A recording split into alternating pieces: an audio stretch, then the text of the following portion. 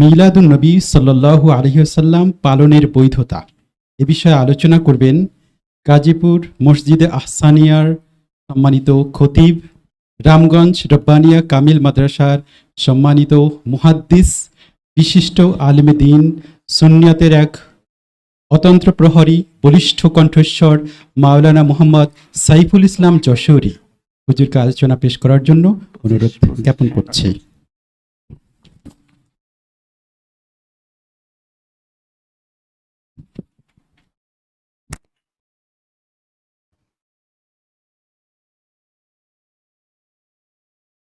আসসালামু আলাইকুম ওয়া রাহমাতুল্লাহি ওয়া বারাকাতুহু। নাহমাদুহু ওয়া নুসাল্লি আলা রাসূলিল কারীম, আম্মা বা'দ। ফাকাদ ক্বালা আল্লাহু তাআলা ফি কালামিহিল ফুরকানিহিল হামিদ। আউযু বিল্লাহি মিনাশ শাইতানির রাজীম। বিসমিল্লাহির রহমানির রহিম। ইন্নাল্লাহা ওয়া মালাইকাতাহু ইউসাল্লুনা আলান নাবী। ইয়া আইয়ুহাল্লাযীনা আমানু صلوا عليه وسلموا تسليما اللهم صل على سيدنا مولانا محمد وعلى آله مولانا محمد اللهم صل على سيدنا مولانا محمد وعلى آله مولانا محمد بلغ العلا بكماله كشف الدجى بجماله حسنت جميع خصاله صلوا عليه وآله بلغ العلا بكماله كشف الدجى بجماله حسنت جميع خصاله صلوا عليه. الصلاة والسلام عليك يا رسول الله. الصلاة والسلام عليك يا حبيب الله. الصلاة والسلام عليك يا رحمة للعالمين.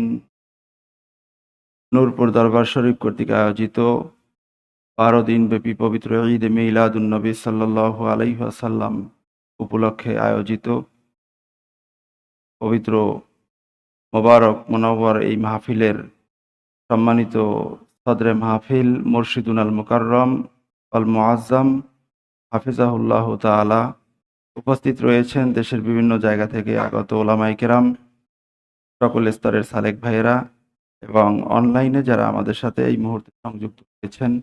আমরা সকলেই আল্লাহ সুবহানাহু ওয়া তাআলার দরবারে কালিমাতুশ শুকর উচ্চারণ করছি এজন্য যে আল্লাহ সুবহানাহু ওয়া তাআলা একান্ত দয়া করে আমাদেরকে সৃষ্টির প্রধান আকর্ষণের মহাব্বাতে এই মোবারক মাহফিলে আমাদের মতো কতগুলো অযোগ্য মানুষকে সমবেত হওয়ার তৌফিক দিয়েছেন। এজন্য আসুন অন্তরের অন্তঃস্থল থেকে কালিমাতুশ শুকর উচ্চারণ করছি আলহামদুলিল্লাহ। আমাদের এই মোবারক মাহফিল থেকে পবিত্র এই মুহূর্তে আল্লাহ সুবহানাহু ওয়া তাআলা তার পেয়ারা হাবিব সাল্লাল্লাহু আলাইহি ওয়াসাল্লামের পবিত্র রওজা আনোয়ারে অসংখ্য অগণিত দরুদ ও সালাম পৌঁছে দিন। আমরা সকলে পড়ি আমিন। দরুদ ও সালামের জবাব আমাদের জীবনে একটিবার হলেও আমাদেরকে কানে শোনার তৌফিক দান করুন, বলুন আমিন।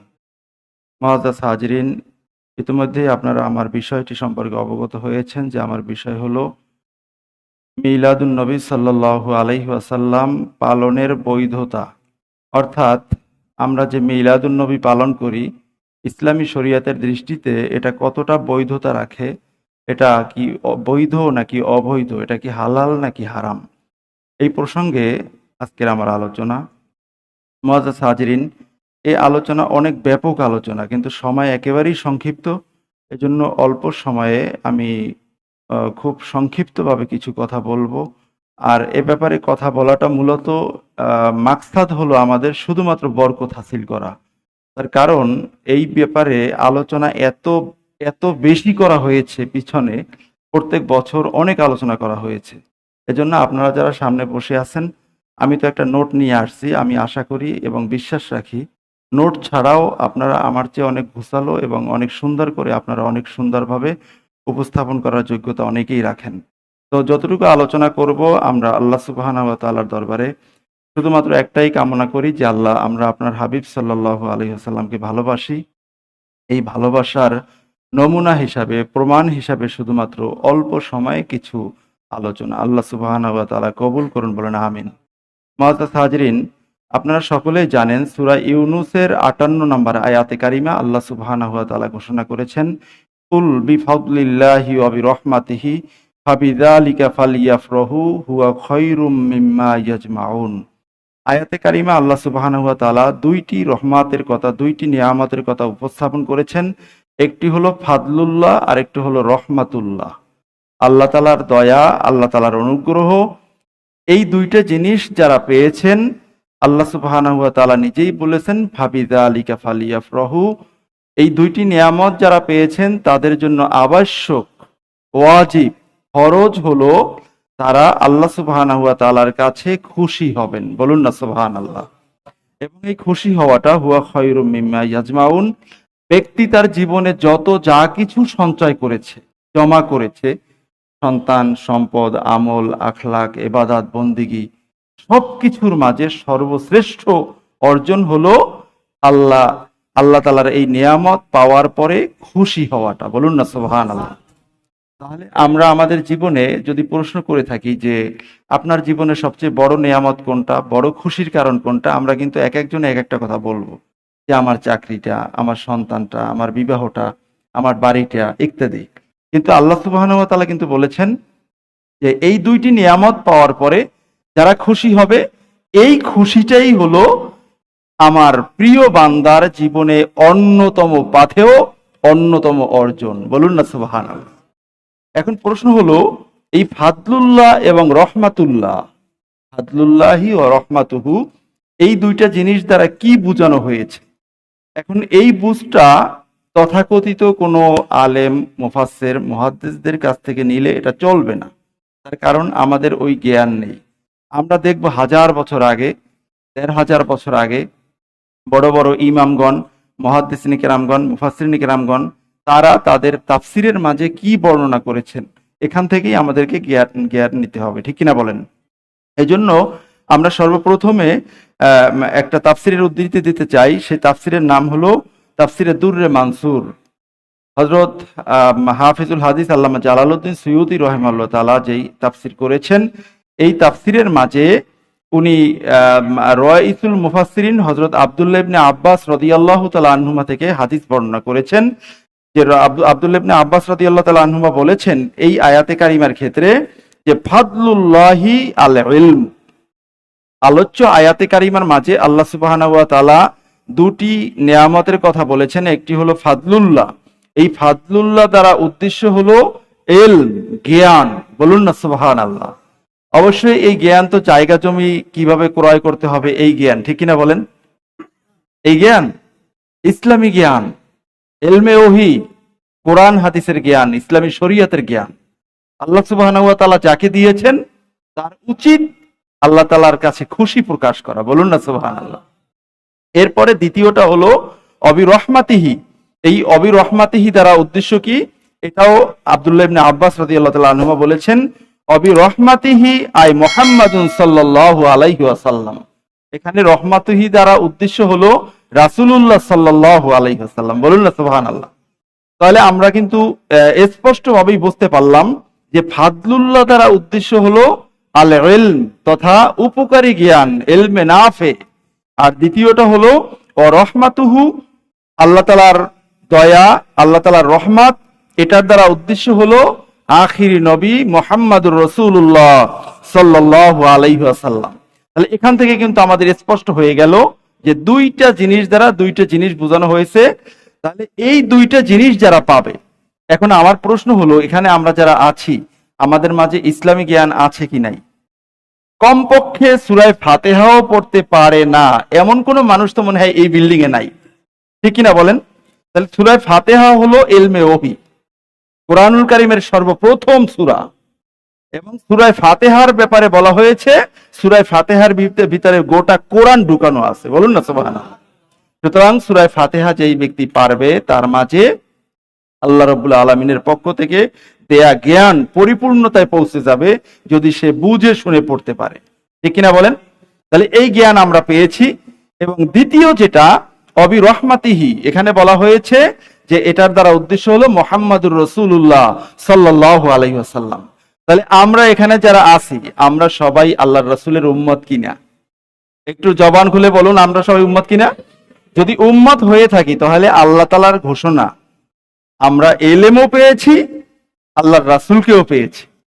দুইটা জিনিস যখন আমরা পেলাম, আল্লাহর নির্দেশ ফাবিযালিকা ফালিয়াফরাহু, দুইটা জিনিস যেহেতু পেয়েছো এখন তোমরা খুশি প্রকাশ করো, বলুন না সুবহানাল্লাহ। এই যে খুশি প্রকাশ করা, আমি এলেম শিখলাম, আমি আল্লাহর রাসূলের উম্মত হতে পেরেছি, এই যে মনে মনে খুশি, এই খুশিটারই নাম হলো ঈদ, আর এই ঈদটাই হলো ঈদ এ মিলাদুন নবী, বলুন না সুবহানাল্লাহ। এখন আল্লামা জালালউদ্দিন সুয়ুতী রাহিমাহুল্লাহ তাআলা এই তাফসীর করার পরে উনি বুঝতে পারছেন যে শেষ জামানায় কতগুলো টাউট টাইপের আলেম বের হবে, যারা বিভিন্ন ভাবে আল্লাহর রাসূলকে হেয় প্রতিপন্ন করতে চাইবে, তারা মাইনাস করতে চাইবে, তারা কখনো আল্লাহর রাসূলের সম্মান বলতে চাবে না, বলতে ইচ্ছা করবে না তাদের। এই কারণে উনি এখানে একটা উদাহরণ উপস্থাপন করছেন যে আমি যে বললাম ফাদলুল্লাহ দ্বারা ইলম উদ্দেশ্য, এখানে কারো কোনো কথা নাই। ওই যে গতকালকে বলছিলাম লা ইলাহা ইল্লাল্লাহর ব্যাপারে কারো কোনো ইশকাল নাই, কারো কোনো অভিযোগ নাই, সব অভিযোগ হলো মুহাম্মাদুর রাসূলুল্লাহর ভিতরে, ঠিক কিনা বলেন? এখন তাহলে এখানে এই ফাদলুল্লাহ দ্বারা এলেম এটা সবাই মেনে নিচ্ছে, কিন্তু রহমাতুহু দ্বারা মুহাম্মদ সাল্লাল্লাহু আলাইহি ওয়াসাল্লাম, এখানে গিয়ে আবার কেউ কেউ ব্যাখ্যা করবে না রহমাতুল্লাহ দ্বারা এখানে উদ্দেশ্য হলো আল ইসলাম, দীনুল্লাহ ইত্যাদি ইত্যাদি ব্যাখ্যা করবে হয়তোবা। এই কারণে আল্লামা জালালউদ্দিন সুয়ুতী রাহিমাহুল্লাহ তাআলা এখানে সূরাতুল আম্বিয়ার 107 নম্বর আয়াতে কারিমা এনে উনি উদাহরণ দিয়েছেন যে আমি যে এখানে এই রহমাতুহু দ্বারা মুহাম্মদ সাল্লাল্লাহু আলাইহি ওয়াসাল্লামকে বুঝিয়েছি, এটা আমি জালালউদ্দিন সুয়ুতী একা একা বুঝি নাই, এই ব্যাখ্যা আমি নিয়েছি স্বয়ং কোরআনুল কারীম থেকে, যে আল্লাহ সুবহানাহু ওয়া তাআলা বলেছেন ওমা আরসালনাকা ইল্লা রাহমাতাল লিল আলামিন, ও আমার বন্ধু আমি আপনাকে গোটা সমগ্র সৃষ্টির জন্য রহমত হিসাবে প্রেরণ করেছি, বলুন সুবহানাল্লাহ।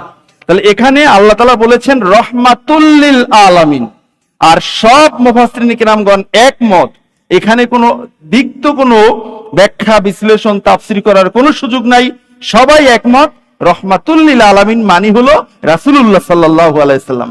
তাই এখানে স্বয়ং আল্লাহ তাআলা নিজে বলছেন রহমাতুল লিল আলামিন মুহাম্মাদুর রাসূলুল্লাহ সাল্লাল্লাহু আলাইহি ওয়াসাল্লাম। তাহলে সূরা ইউনূসের 58 নম্বর আয়াতে অবি রহমাতিহি দ্বারা উদ্দেশ্য হলো মুহাম্মাদুর রাসূলুল্লাহ সাল্লাল্লাহু আলাইহি ওয়াসাল্লাম, এবং এটাকে মুফাসসিরিন কিরামগণদের পরিভাষায় এটাকে বলা হয় তাফসীরুল কোরআন বিল কোরআন, আল আয়াত বিল আয়াত। এক আয়াতের তাফসীর আরেক আয়াতের মাধ্যমে করা, এক কোরআনুল কারীমের এক আয়াতের তাফসীর কোরআনুল কারীমের অন্য জায়গা থেকে করা, এটা হলো সর্বশ্রেষ্ঠ পদ্ধতি, বলুন না সুবহানাল্লাহ। আল্লামা জালালউদ্দিন সুয়ুতী রাহিমাহুল্লাহ তাআলা উসুলুত তাফসীর লেখছেন আল ইতান ফি উলুমিল কোরআন, এত বড় মোটা কিতাব, এই কিতাবের সমকক্ষ তাফসীর উসুলুত তাফসীর এখনো বাজারে কেউ আনতে পারে নাই, কেউ লিখতে পারে নাই। আল্লামা জালালউদ্দিন সুয়ুতী রাহিমাহুল্লাহ তাআলা ওখানে তাফসীর করার অনেকগুলো পদ্ধতি বর্ণনা করেছেন। এক নাম্বার পদ্ধতি আল্লামা জালালউদ্দিন সুয়ুতী রাহিমাহুল্লাহ তাআলা নিজে আনছেন, এবং অন্যান্য উসুলুত তাফসীররাও উসুল বেত্তারাও তাদের উসুলের ভিতরে এই মূলনীতিটাই নিয়ে আসছেন যে কোরআনুল কারীমের তাফসীর যদি কেউ করতে চায়, এক নাম্বার মূলনীতি হলো তাফসীরুল কোরআন বিল কোরআন। সুতরাং কারো বাবারও ক্ষমতা নাই এই তাফসীরকে কাটার, কারণ হলো এই আয়াতের তাফসীর আরেক আয়াত এসে বলে দেয় যে অবি রহমাতিহি দ্বারা উদ্দেশ্য হলো রহমাতুল লিল আলামিন, বলুন না সুবহানাল্লাহ। সুতরাং এখানে কি কারো কোনো ইশকাল থাকতে পারে? আরে বেটা, তুমি এশকাল করতে পারো, তুমি তো আল্লামা জালালউদ্দিন সুয়ুতী রাহমাতুল্লাহ তাআলাকে চেনো না, তুমি তাকে বলো শিথিলপন্থী। আমি অনেক আগে বলছিলাম যে বর্তমান সময়টা চলে চাপাবাজির সময়, যার যত চাপায় জোর তার তত বেশি গ্রহণযোগ্যতা। এখন আমরা যদি আল্লাহ রাসূলের শান বলি, আমাদেরকে বলে দেয় বেদাতি বেদাতি, কারণ আমাদেরকে বেদাতি বললে তাদের কিছু আসে আর যায় না। কিন্তু আল্লামা জালালউদ্দিন সুয়ুতী রাহিমাহুল্লাহ তাআলাকে বেদাতি কেমনে বলবে? উনি তো 900 শতাব্দীর মুজাদ্দেদ, উনি 600-র মতো কিতাব লেখছেন, উনি হাফেজে হাদিস, এবং উনি হলেন এমন ব্যক্তিত্ব যিনি বলেছেন রাআইতুন নাবিয়্য সাল্লাল্লাহু আলাইহি ওয়াসাল্লাম বিদআ ওয়া সাবিনা মাররা ইয়াকজা, আমি জাগ্রত অবস্থায় চামড়ার চোখ দিয়ে আমি আমার নবীজিকে 70 বারের বেশি দেখেছি, বলেন সুবহানাল্লাহ। তাহলে ওনাকে বেদাতি কেমনে বলবে? ওনাকে বেদাতি বলতে পারে না, ওনাকে বলে শিথিলপন্থী। বলুন না নাউজুবিল্লাহ। শিথিলপন্থী বলে উড়াই দেয়। তোমরা শিথিলপন্থী বলতে পারো। কাক অনেক চালাক, সে চোখ বন্ধ করে কোনো কিছু লুকায়, কিন্তু কাকের চোখ দুইটা বন্ধ হয়েছে, তাই বলে কি গোটা দুনিয়ার চোখ বন্ধ হয়েছে? কখনো সম্ভব নয়। সুতরাং এই সমস্ত চাপাবাজির যুগ শেষ, ঠিক কিনা বলেন? এখানে আমি এই আয়াতের তাফসিরের ভিতরে প্রায় 6টা 7টা 8টা তাফসির নিয়ে আসছি। সময় একেবারেই সংক্ষিপ্ত, এই কারণে আমি আর অন্যগুলো বর্ণনা করব না। সব তাফসিরের মাঝেই এই ফাদলুল্লাহ দ্বারা এলেম এবং অবি রহমাতিহি দ্বারা উদ্দেশ্য হলো রহমাতুল লিল আলামিন সাল্লাল্লাহু আলাইহি ওয়াসাল্লাম উদ্দেশ্য।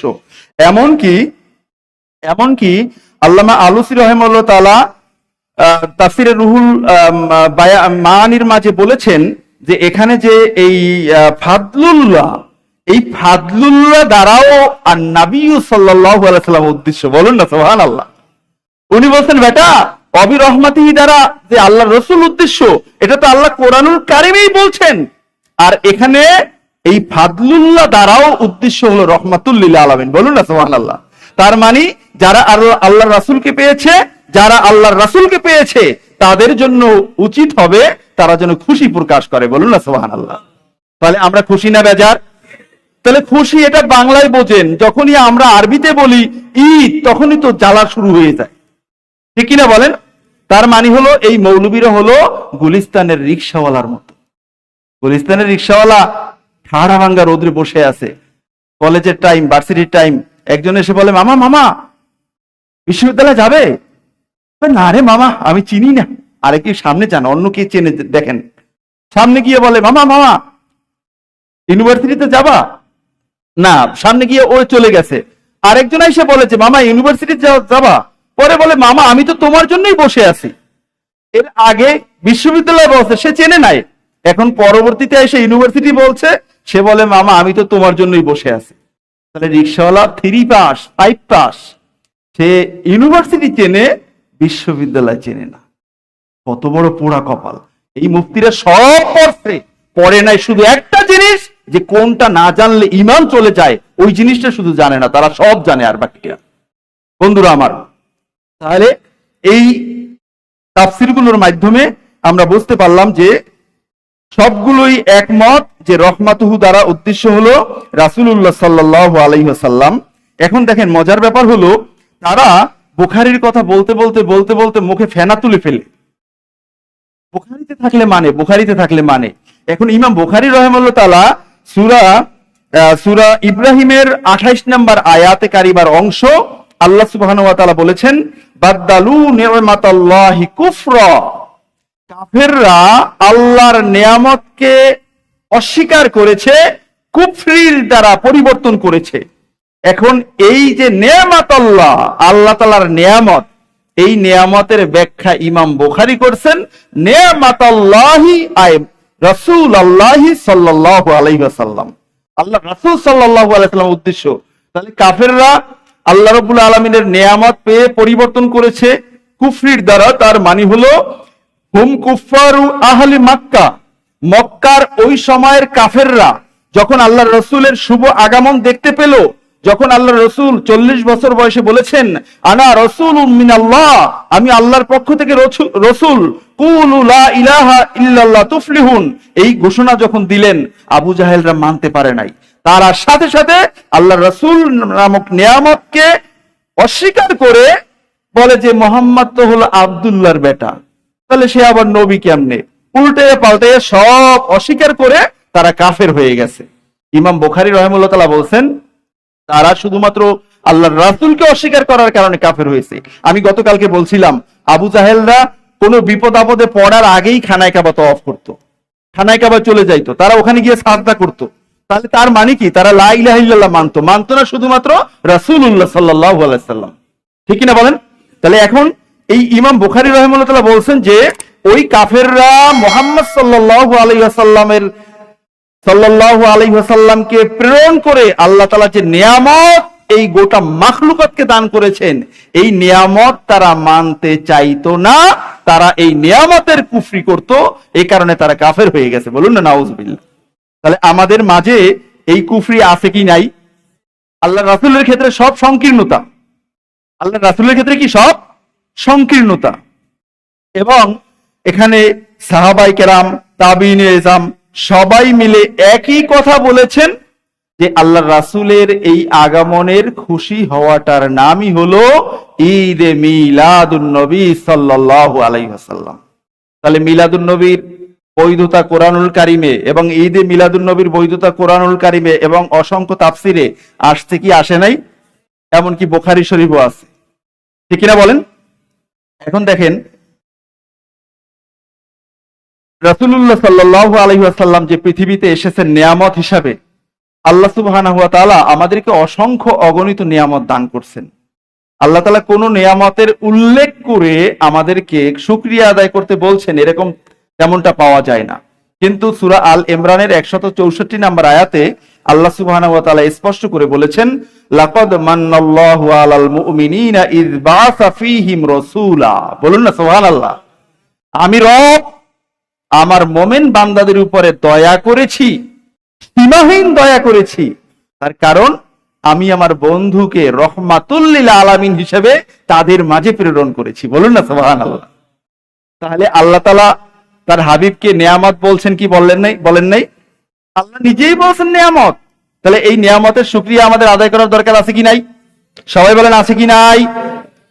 দেখেন সূরাতুল মাইদার 15 নম্বর আয়াত, সূরা আল ইমরানের 164 নম্বর আয়াত, সূরা জুমার 2 নম্বর আয়াত, সূরা তাওবা 128 নম্বর আয়াত, আল ইমরানের 81 নম্বর আয়াত সহ অসংখ্য আয়াতে কারিমার মাঝে এসেছে রাসূলুল্লাহ সাল্লাল্লাহু আলাইহি ওয়াসাল্লামের মিলাদের ব্যাপারে।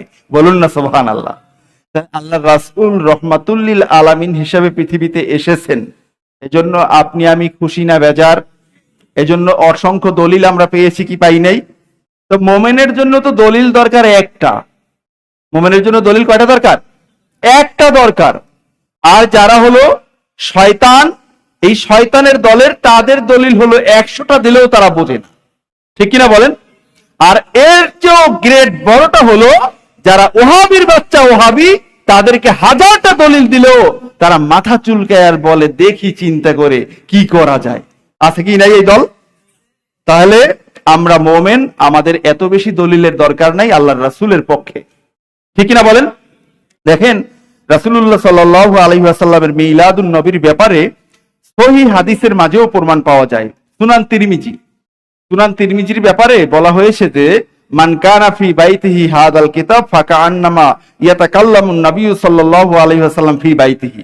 যার ঘরে সুনান তিরমিজিতে থাকবে তার ঘরে যেন স্বয়ং আল্লাহর রাসূল বসে বসে কথা বলতেছেন। বলুন না সুবহানাল্লাহ। এবং এই সিহাসিত্তার মুওয়াজানামূলক আলোচনায় বৈশিষ্ট্যের আলোচনার মাঝে এসেছে গোটা পৃথিবীর আহলুস সুন্নাহ ওয়াল জামাতের মানুষের কাছে, সুন্নি মানুষের কাছে বুখারী মুসলিমের চেয়েও বেশি গুরুত্ব তারা দিয়ে থাকে সুনান তিরমিজিকে। বলুন না সুবহানাল্লাহ। এই সুনান তিরমিজির মাঝে একটা পরিচ্ছেদ এসেছে, বাবু মা জাআ ফি মিলাদিন নবী সাল্লাল্লাহু আলাইহি ওয়াসাল্লাম। বলুন না সুবহানাল্লাহ। আলোচ্য পরিচ্ছেদের মাঝে আল্লাহর রাসূলের মিলাদুন নবীর ব্যাপারে হাদিস বর্ণনা করা হয়েছে। ইমাম তিরমিজি একজন ইমাম, উনি ওনার কিতাবের মাঝে একটা পরিচ্ছেদ কায়েম করেছেন, আর তুমি মৌলবী ওই কিতাব 22 বছর পড়াইয়া টাকা চামড়া টাকা টোকা চুরি কইরা বিল্ডিং বানাইয়া এরপরেও তুমি মিলাদ খুঁজে পাও না, তার মানে হলো তোমার চোখে আবু জাহেলের চশমা আছে। ঠিক কিনা বলেন? এখন দেখেন এখানে এই আব্দুল্লাহ ইবনে কয়েস রাদিয়াল্লাহু তাআলা আনহু তিনি বলেন যে উলিদতু আনা ওয়া রাসূলুল্লাহ সাল্লাল্লাহু আলাইহি সাল্লাম আমাল ফিল, আমি এবং আল্লাহর রাসূল হাতি বছরে পৃথিবীতে এসেছি, জন্মগ্রহণ করেছি। আমাদের দুইজনের জন্ম হয়েছে হাতি বছরে। হাতি বছর তার মানে হলো ওই যে আব্রাহা বাহিনী হাতি পাঠাইছিল না কাবা শরীফ ধ্বংস করতে, ওই বছরেই আল্লাহর রাসূল পৃথিবীতে আগমন করেছেন। বলুন না সুবহানাল্লাহ। তাহলে এখানে তো সরাসরি উলিদতু, আমি জন্মগ্রহণ করেছি, আমার মিলাদ হয়েছে, এই শব্দই তো এখানে আনা হয়েছে।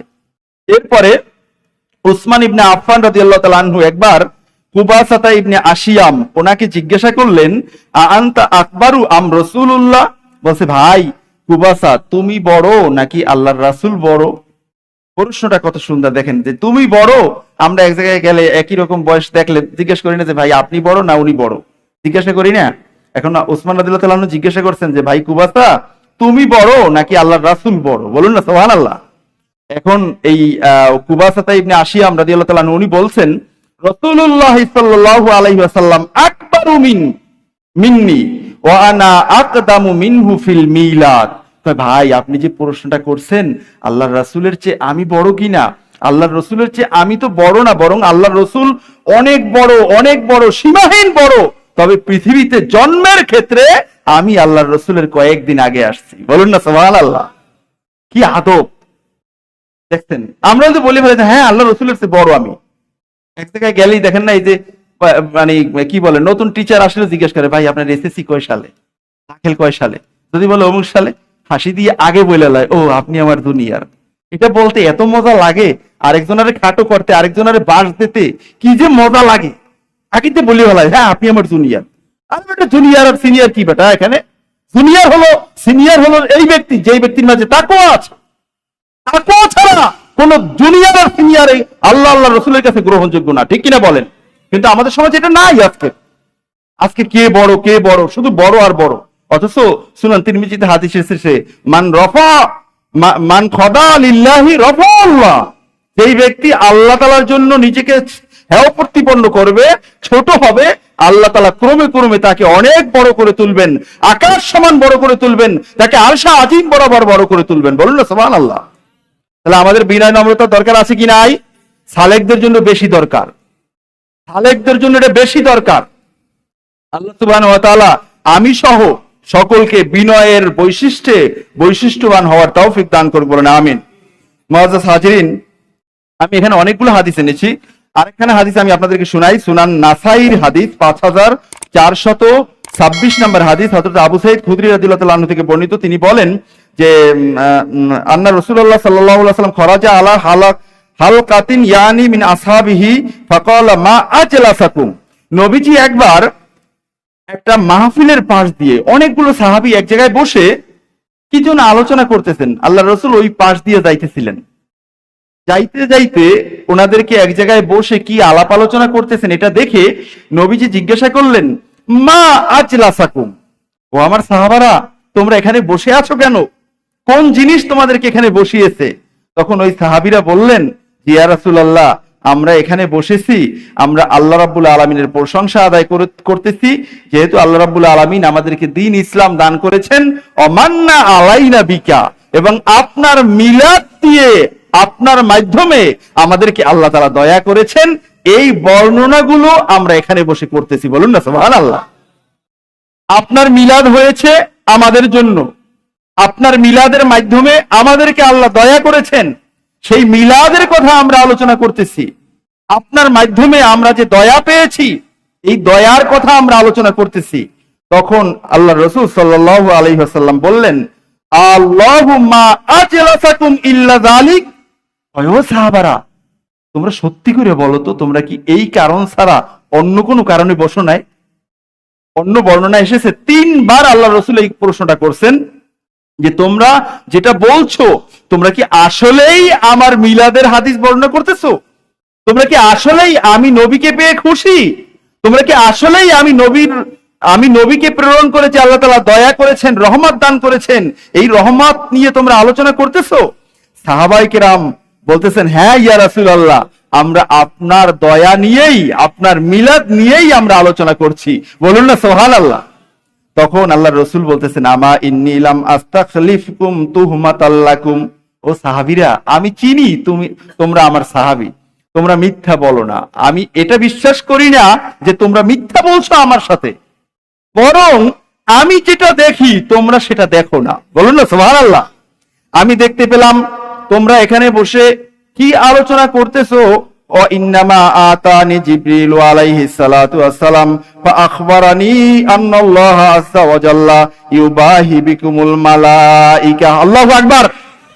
বলতেছেন আমি নবী দেখতে পাইলাম, এইমাত্র জিবরাইল আমিন আমার কাছে আসছে, আয়েশা বলতেছে, ইয়া রাসূলুল্লাহ, ইয়া হাবিবাল্লাহ, এই সাহাবীরা আপনার এখানে বসে কি আলোচনা করতেছে, আপনার মিলাদের ব্যাপারে তারা বর্ণনা করতেছে। এই কারণে আল্লাহ সুবহানাহু ওয়া তাআলা এত বেশি খুশি হয়েছেন, আল্লাহ তাআলা আকাশের কোটি কোটি ফেরেশতাদেরকে ডেকে ডেকে বলতেছেন, ও ফেরেশতারা দেখো, আমার বান্দারা আমার হাবিবের মিলাদ নিয়ে আলোচনা করছে। বলুন না সুবহানাল্লাহ। আল্লাহ অহংকার করছেন, কারণ আল্লাহর হাবিবের মিলাদ নিয়ে তারা আলোচনা করছে। আল্লাহ তাআলা আকাশে বসে মিলাদ মাহফিল নিয়ে অহংকার করে, আর মোল্লা মৌলভী দুনিয়াতে বসে মিলাদ মাহফিল নিয়ে বেদাত তৈরি করতে চায়। ঠিক কিনা বলেন? তাহলে মিলাদ মাহফিল আছে কি নাই? আল্লাহর রাসূলের সাপোর্ট আছে কি নাই? আল্লাহর রাসূল নিজের মিলাদ নিজেও করছেন, নিজের মিলাদ নিজেও করছেন। আমি আপনাদেরকে এ ব্যাপারে একটা বর্ণনা শোনাই। বর্ণনাটা এসেছে ইমাম তাবারানী মোজামুল কাবিরের মাঝে বর্ণনাটা এনেছেন। আম্মাজান আয়েশা সিদ্দিকা রাদিয়াল্লাহু তাআলা আনহা বর্ণনা করেছেন। আম্মাজান বলতেছেন যে তাযাকারা রাসূলুল্লাহ সাল্লাল্লাহু আলাইহি ওয়াসাল্লাম ওয়া আবু বকর রাদিয়াল্লাহু তাআলা আনহু মিলাদাহুমা ইনদি। বলুন না সুবহানাল্লাহ। আম্মাজান বলছেন যে কোন একদিন রাসূলুল্লাহ সাল্লাল্লাহু আলাইহি ওয়াসাল্লাম এবং আমার পিতা আবু বকর দুইজনের মিলাদ আমি আয়েশার কাছে বর্ণনা করতেছিলেন। বলুন না সুবহানাল্লাহ। তাহলে আল্লাহর রাসূলের মিলাদ আল্লাহর রাসূল বর্ণনা করেছেন তার স্ত্রী আমাদের আম্মাজান আয়েশা সিদ্দিকা রাদিয়াল্লাহু তাআলা আনহার কাছে, এবং সিদ্দিকে আকবর যার রোল হলো জান্নাতে এক, যিনি খলিফাতুর রাসূল, তিনি তার মিলাদ বর্ণনা করেছেন তার মেয়ে আমাদের আম্মাজান আয়েশা সিদ্দিকা রাদিয়াল্লাহু তাআলা আনহার কাছে। এখন মিলাদের বর্ণনা করা কি গুনার কাজ? এখন বলে আপনারা ইয়া নবী সালামু আলাইকা বলেন কেন, আপনারা দাঁড়ান কেন, বলে কি বলে না? আরে ইয়া নবী সালামু আলাইকা বলি, আমরা আসসালাতু ওয়াসসালামু আলাইকা বলি, এটা তো আল্লাহ তাআলারই নির্দেশ। সাল্লু আলাইহি ওয়া সাল্লিমু তাসলিমা। ঠিক কিনা বলেন? কিন্তু আমরা যে আল্লাহ রাসূলের আগমনের সময়ের আমরা যে তাওয়াল্লুদ শরীফ পড়ি, আমাদের মুর্শিদ কিবলা আমাদেরকে যে বড় তাওয়াল্লুদ শরীফ দিয়েছেন, এটা হলো মিলাদ শরীফ। এটা বললে এটা তো হাদিসে আছে, এবং সালাম দেওয়ার কথা এটা কোরআনে আছে, তাহলে এখানে বেদাতটা কোথায়? এবং একজন মোমেন বান্দা যখন একটা নেক আমল করে, অটোভাবে তার কলিজার মাঝে শান্তি আসে। আসে কি আসে না? এই শান্তিটাই তো ঈদ। তাহলে আপনি আরবি বোঝেন না, আপনি বাংলা বোঝেন, বাংলা বললে আপনার কোনো সমস্যা নাই, আরবি বললেই আপনার বেদাত হয়ে যায়। তার মানে যাতে মাতাল তাহলে ঠিক, ঠিক কিনা বলেন? এখন বন্ধুরা আমার, রাসূলুল্লাহ সাল্লাল্লাহু আলাইহি ওয়াসাল্লাম মুসলিম শরীফের হাদিস, নিজের মিলাদ নিজে পালন করার জন্য সোমবারে রোজা রাখতেন। সোমবারের রোজার ব্যাপারে প্রশ্ন করা হয়েছে, নবীজি বললেন যে ফিহি উলিদতু, আমি সোমবারে আমার মিলাদ হয়েছে, এই কারণে আমি নবী আমার মিলাদুন নবী উদযাপন করি রোজা রাখার মাধ্যমে। বলুন না সুবহানাল্লাহ। তাহলে মিলাদুন নবী আছে কি নাই? এ পর্যায়ে দেখেন বিভিন্ন জায়গায় মিলাদ মাহফিলের আয়োজন করা হয়েছে। এ ব্যাপারে ইমাম জাউজি রাহিমাহুল্লাহ তাআলা অনেক বড় একটা বর্ণনা এনেছেন। লাজালা আহলুল হারামাইনের শরীফাইনে অল মিসর অল ইয়ামেন, মিশর, ইয়েমেন, শাম, বিভিন্ন জায়গায় ঈদে মিলাদুন নবীর মাহফিল করা হতো। ওয়াফরাহুনা বিকুদুমি হিলালি রবিউল আউয়াল, এবং এই সমস্ত জায়গার মানুষেরা রবিউল আউয়াল মাস আসার কারণে খুশি প্রকাশ করতেন। বলুন না সুবহানাল্লাহ। এই কারণে মিশরের এক বড় আলেম উনি রবিউল আউয়াল মাসের নামকরণ করেছেন রবিউল আনোয়ার। বলুন না সুবহানাল্লাহ। রবিউল আনোয়ার, এই মাসের নামটা মনে রাখবেন। আমরা বলি রবিউল আউয়াল, কিন্তু এই মাসের আরেকটা নাম আছে রবিউল আনোয়ার। তার মানে হলো এই মাসে এত ব্যাপকভাবে আল্লাহ রাসূলের মিলাদুন নবীর উপরে আলোচনা করা হয়, আর আমার রব্বে কারীম আকাশে বসে ফেরেশতাদের কাছে গর্ব করার কারণে প্রত্যেক মিলাদুন নবীতে উপস্থিত ব্যক্তির কলিজার মাঝে নূরে মোহাম্মদী পৌঁছে যায়, তাদের কলিজাটার শক্তি বেড়ে যায়, ইমানি প্রখরতা বেড়ে যায়। এই কারণে এই মাসের নামকরণ করা হয়েছে রবিউল আনোয়ার। বলুন না সুবহানাল্লাহ। তাহলে আমরা দেখেন মক্কা মুকাররমার আমল কি ছিল, এই বর্ণনাটা এসেছে শাহ ওলিউল্লাহ মুহাদ্দিস দেহলভী রাহমাতুল্লাহ তার কিতাবে ফুয়ুজুল হারামাইনের মাঝে এই বর্ণনাটা এনেছেন যে অকুন্তু ক্বাবলা যালিকা বিমাক্কাতাল মুআজ্জামা ফি মাউলিদিন নবী সাল্লাল্লাহু আলাইহি ওয়াসাল্লাম ফি ইয়াউমি উলাদাতিহি ওয়ান নাস ইউসাল্লুনা আলান নবী সাল্লাল্লাহু আলাইহি ওয়াসাল্লাম। বলতেছেন যে আমি শাহ ওলিউল্লাহ মুহাদ্দিস দেহলভী রাহমাতুল্লাহ কোন একদিন আমি মক্কা মুকাররমায় রবিউল আউয়াল মাসে উপস্থিত ছিলাম। আমি দেখতে পেয়েছি যে রবিউল আউয়াল মাসে মক্কা মুকাররমার মানুষগুলো সবাই খানায় কাবায় হেরেম শরীফে এসে তারা নূর নবীজির উপরে দরুদ ও সালাম পাঠ করতেছে। বলুন না সুবহানাল্লাহ। এবছর রবিউল আউয়াল মাসের প্রথম তারিখে ওই যে ক্লক টাওয়ার আছে, এই ক্লক টাওয়ারের উপরে বিশাল হাই লাইট, একটা বিশাল একটা ফোকাস লাইট জ্বালানো হয়েছিল। আপনারা যারা মক্কা মদিনায় বিভিন্ন সময় হজ করতে উমরা করতে গিয়েছেন, এই লাইটগুলো জ্বালানো হয় বিভিন্ন আনন্দ উৎসব প্রকাশার্থে। এই লাইটগুলো সবসময় জ্বালানো হয় না। আমি ভিডিওর মাঝে দেখছি এত বড় একেবারে বিশাল একটা ফোকাসের মতো অনেক উপরে উঠে গেছে। তার মানে তারা বুঝাতে চেয়েছেন যে রহমাতুল লিল আলামিন আগমনের মাস রবিউল আনোয়ার মাস আমাদের কাছে আগমন করেছে বিধায় আমরা মক্কা মুকাররমার অধিবাসীরা খুশি। আল্লাহু আকবার। মক্কা মুকাররমার মানুষেরা খুশি, আর তুমি সেখানে রিয়াল খাইয়া বলো এটা বেদাত, অসভ্য কোথাকার। বন্ধুরা আমার, তাহলে রাসূলুল্লাহ সাল্লাল্লাহু আলাইহি ওয়াসাল্লামের মিলাদুন নবী আছে কি নাই? সর্বশেষ ইমাম শাহরানী রাহিমাহুল্লাহ তাআলা তার লেখা কিতাব কাশফুল গুম্মা, এই কিতাবের মাঝে উনি বলেছেন, ও আল্লাহর রাসূলের উম্মতেরা, তোমরা আল্লাহর রাসূলের শান প্রকাশ করবে, আল্লাহর রাসূলের মিলাদুন নবী বর্ণনা করবে, তাতে এত বেশি কার্পণ্যতা কেন করো? উনি বলেছেন ফা ইন্না যালিকা সুআত ওয়ালাল মুতালাবাতু বিদলিলিন খাসিন ফীহি লা ইয়ামবাগি লি আহাদিন আল বাহসু ফীহি। কোন ব্যক্তির জন্য উচিত হবে না যে এই মিলাদুন নবীর ব্যাপারে, আল্লাহর রাসূলের শান ও মানের ব্যাপারে কোন দলিল খোঁজা, বরং ফা ইন্না যালিকা সুউ আদাব, আল্লাহর রাসূলের শানে কোন দলিল খোঁজ করা এটা হলো চরম ভাবে একটা বেয়াদবি। বলুন না নাউজুবিল্লাহ। আল্লাহর রাসূলের শানে দলিল খোঁজে, এই কারণে আল্লামা মোল্লা জামি রাহিমাহুল্লাহ তাআলা বলেছেন বাদাস খোদা বুজুর্গ তুই কেসা মুখতাসার, যে আল্লাহ তাআলার হাবিবের প্রশংসা আমি আর কি করব? আল্লাহ তাআলার হাবিবের প্রশংসা আমি এতটুকুই বলবো যে আল্লাহ তাআলার পরেই আপনার অবস্থান। বলুন না সুবহানাল্লাহ।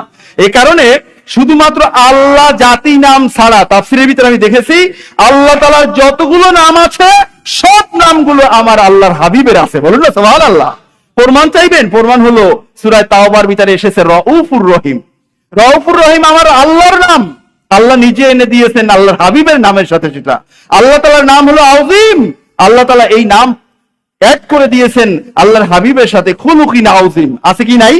তাহলে আল্লাহর রাসূলের ক্ষেত্রে শান ও মান বলার ক্ষেত্রে আল্লাহর রাসূলকে শুধু আল্লাহ বলা যাবে না, খলেক বলা যাবে না, বাকি সব বলা যাবে। ঠিক কিনা বলেন? এখন আল্লাহর রাসূল বন্টনকারী, আল্লাহর রাসূলের কাছে চাওয়া যাবে না? আপনার মা বাবুরসিরে রান্না করে ডেক বইরে খানা ঘরে দিয়েছে, আপনার মায়ের কাছে আপনার মা বন্টন করতেছে, আপনাকে এক প্লেট দিতে, আপনার পেটে আরো ক্ষুধা আছে, আপনি আপনার মায়ের কাছে চাইবেন না যে মা আমাকে আরো 2 চামচ দেন? কারণ আপনার মা বন্টনকারী। আল্লাহ রাব্বুল আলামিন সকল নিয়ামতের চাবিকাঠি আল্লাহর রাসূলের কাছে দিয়েছেন। আল্লাহর রাসূল বন্টন করবেন, কাকে কি দিবেন না না দিবেন।